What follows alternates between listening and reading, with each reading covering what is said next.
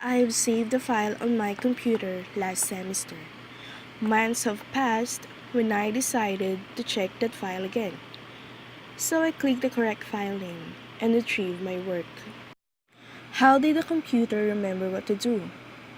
How do the physical properties of silicon chips enable them to alter their properties when you type certain keys? How does the wiring diagram take the changes in individual silicon chips and convert them into some useful display or activity? It is similar when we try to explain how we remember some experience, in which we deal with two questions. First, how does a pattern of sensory information alter the properties of certain neurons? Second, after neurons change their properties, how does the nervous system produce the behavioral changes that we call learning or memory? What happens in a single cell does not explain learned behaviors. This video is about how the various brain areas interact to produce learning and memory. What happens in the brain during learning and memory? The Russian physiologist Ivan Pavlov pioneered the investigation of what we now call classical conditioning, in which pairing two stimuli changes the response to one of them. For example, we have a new dog. During his first day in our home, we use the bell to call its attention so that we can feed him. The bell represents as the conditioned stimulus, while the food is the unconditioned stimulus. It automatically elicits salivation of the dog, which is called unconditioned response. After some number of repetitions, the sound of the bell alone stimulated the dog to salivate. In operant conditioning, an individual's response leads to a reinforcer or punishment. A reinforcer is any event that increases the future probability of the response. A punishment is an event that suppresses the frequency of the response. For example, when a rat enters one arm of a maze and finds a peanut butter, which is a potent reinforcer for a rat, its probability of entering that arm again increases. If it receives a shock instead, the probability decreases. Lashley was searching for the engram, the physical representation of what has been learned. A connection between two brain areas would be a possible example of an engram. Lashley reasoned that if learning depends on new or strengthened connections between two brain areas, a knife cut somewhere in the brain should interrupt that connection and abolish the learned response.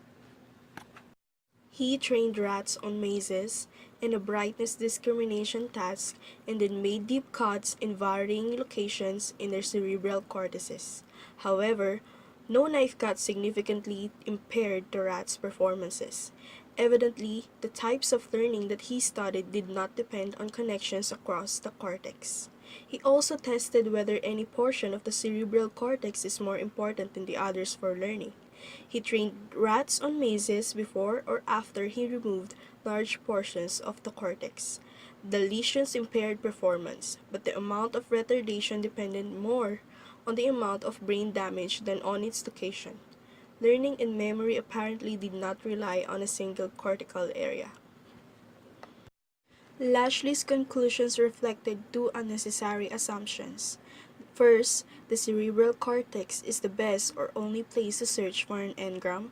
Second is that all kinds of memory are physiologically the same.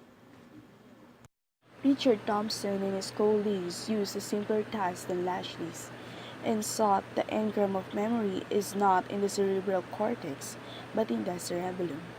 Thompson set out to determine the location of learning. For example, a sequence of brain areas from the sensory receptors to the motor neurons controlling the muscles. If we damage any one of those areas, learning will be impaired, but we can't be sure that learning occurred in the damaged area. Thomson identified one nucleus of the cerebellum, the lateral interpositus nucleus, as essential for learning. The LIP has to be intact not only during learning but also during any later test. That is, the structure is necessary for learning and for retention. It is also essential for extinction of the learned response. People who have damage in the cerebellum have weaker conditioned eye blinks, and the blinks are less accurately timed relative to the onset of the air puff. Donald Hebb reasoned that no one mechanism could account for all the phenomena of learning. We form memories quickly, and some memories last a lifetime. Hebb could not imagine a chemical process that occurs fast enough to account for immediate memory yet remains stable enough to provide permanent memory. He therefore distinguished between short-term memory of events that have just occurred and long-term memory of events from further back. Several types of evidence supported this distinction. Psychologists distinguish between learning and memory. Learning researchers and memory researchers use different methods. Most learning researchers focus on classical or operant conditioning, while memory researchers ask people to describe events in words. In reality, the distinction is arbitrary, as you can't learn something without remembering it, and you can't remember something without learning it. Regardless of whether we use the term learning or memory, we need to draw distinctions among various types. Short-term memory and long-term memory differ in their capacity. If you hear a series of numbers or letters, such as RTSIJD, you can probably repeat no more about 7 of them. With other kinds of material, your maximum is even less. Short-term memories fade quickly unless you rehearse them. For example, if you read the letter sequence RTSIJD and then something distracts you, your chance of repeating the letters declines rapidly over about 20 seconds. You can recall long-term memories that you haven't thought about in years. With short-term memory, once you have forgotten something, it is lost. With long-term memory, a hint might help you reconstruct something you thought you had forgotten. For example, try naming all of your grade school teachers. After you have named all you can name still more if someone shows you photos and tells you the teacher's initials. Later studies weaken the distinction between short-term and long-term memory. As an alternative to the concept of short-term memory, Baddeley and Hitch introduced the term working memory. It is to emphasize that temporary storage is not a station on the route to long-term memory but the way we store information while we are working with it. A common test of working memory is the delayed response task, which requires responding to something that you saw or heard a short while ago. What part of the brain is associated with memory?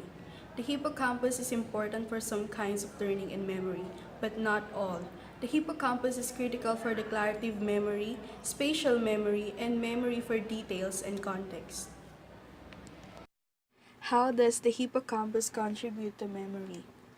Larry Squire proposed that the hippocampus is critical for declarative memory, especially episodic memory. At one time, researchers expected to find that one set of memory tasks depends on the hippocampus and another set depends on the other areas, probably the basal ganglia. The results turned out to be more complex. Many tasks ordinarily call upon both the hippocampus and the basal ganglia. Furthermore, one system can substitute for the other. Results do suggest that the hippocampus is more important for declarative memory and the basal ganglia is more important for procedural memory. However, they argue strongly against dividing tasks into procedural and declarative tasks. Most tasks tap both kinds of memory and it is possible to shift from one type of memory to the other, even on the same task.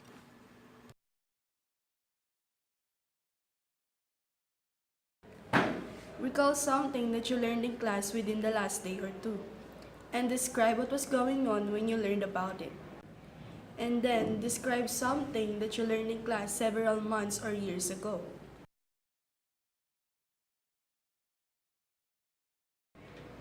You might remember where you were, who else was there, where people were sitting, perhaps what some of them were wearing.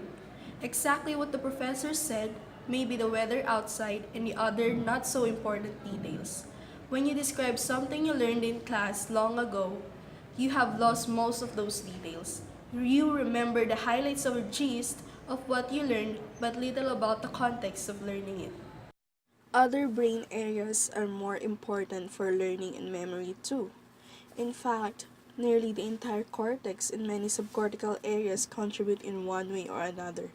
The amygdala is particularly important for fear learning, such as when a stimulus is paired with shock. Parts of the prefrontal cortex are important for learning about rewards and punishments.